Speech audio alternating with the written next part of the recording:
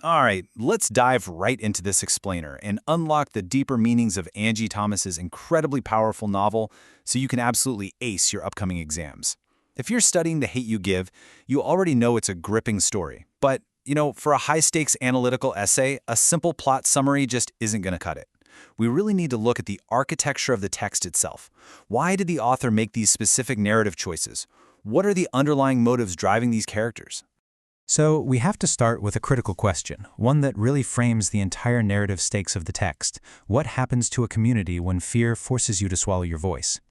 Thomas doesn't just ask this question. She uses Star's internal and external conflicts to map out the very real psychological toll of that silence. Keep this question in the back of your mind as we go, because it is literally the driving engine behind every major plot point in the book. Here's our roadmap for today. We're going to cover 1. The duality of Star, 2. Deconstructing thug life, 3. Setting a systemic oppression, 4. The weaponization of voice, and finally, 5. Your final exam takeaways. First up, Section 1, the duality of Star, focusing on code switching and identity. Take a look at this stark contrast between Williamson's Star, who essentially suppresses her culture to survive, and the much more grounded Star of Garden Heights. In the text, Star actually explicitly outlines her rules for being at Williamson. No slang, no attitude. She has to be completely non-confrontational so she isn't slapped with the angry black girl label.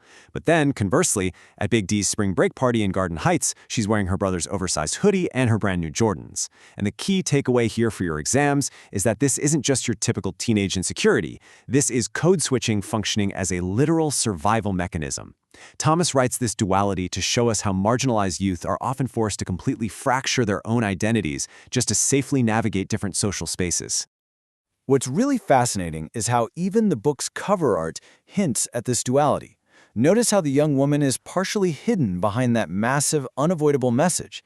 In a literary context, you can easily argue that Star's individual identity is constantly in danger of being totally eclipsed by the massive, systemic issues she's forced to carry around. The physical placard she's holding there, that represents literal and figurative weight. Moving right along to Section 2, Deconstructing Thug Life, the Central Thesis. So Thomas actually uses Tupac's thug life concept, which, fun fact, the rapper literally drafted into a real code of conduct back in 1992 to define the cyclical nature of systemic racism. It shows how societal neglect of the youth directly fuels explosive community unrest. In the novel, Khalil explains this to Star right before his death. The hate in the acronym is the lack of resources, it's the poor schooling, the lack of opportunities handed to the little infants, meaning the marginalized youth. The author uses this acronym as a foundational thematic framework to explain exactly why characters like Khalil turn to selling drugs. It's not out of some inherent malice, it's out of systemic deprivation, like literally needing to choose between paying for the lights or paying for food. Now, the crucial point here, exactly as Big Maverick explains to Star, is that this hate isn't just interpersonal. It represents deliberate, systemic oppression designed to keep minorities at the absolute bottom. Maverick connects their current struggles to real historical events, like Nat Turner's Rebellion and the Black Panthers. Thomas expertly uses Maverick as a guiding voice here, helping Star, and us, the readers, connect the micro-tragedy of Khalil's death to the macro-reality of structural inequality.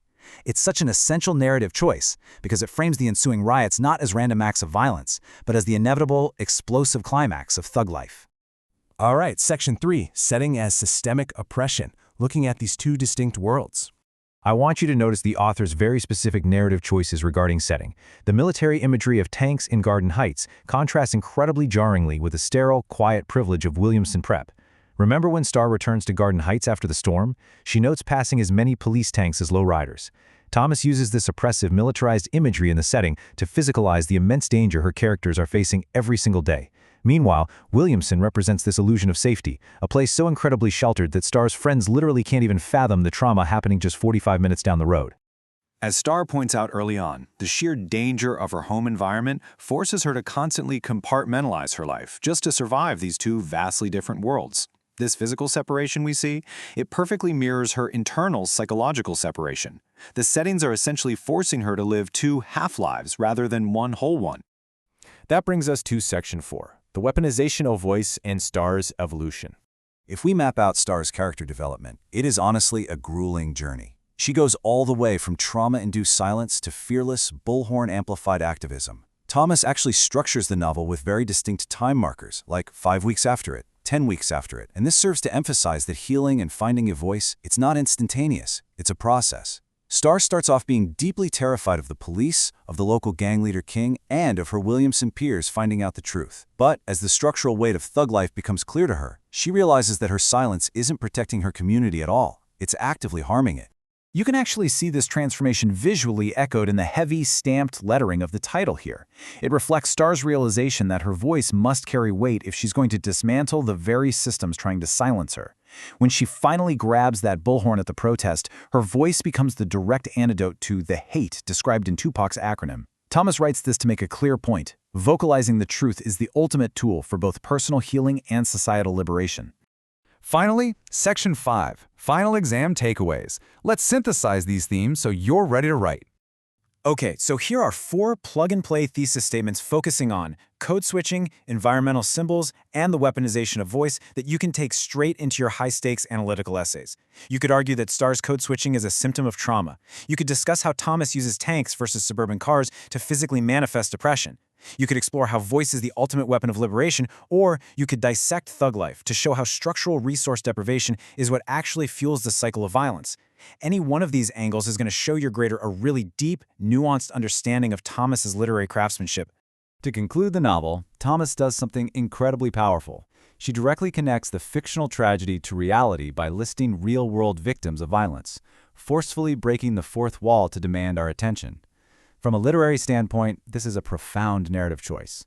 By shifting from the fictional Khalil to real historical figures, going all the way back to Emmett Till in 1955, the author transforms the novel from a simple coming-of-age story into a sweeping historical critique. It flat out refuses to let the reader put the book down and pretend these themes don't exist outside its pages.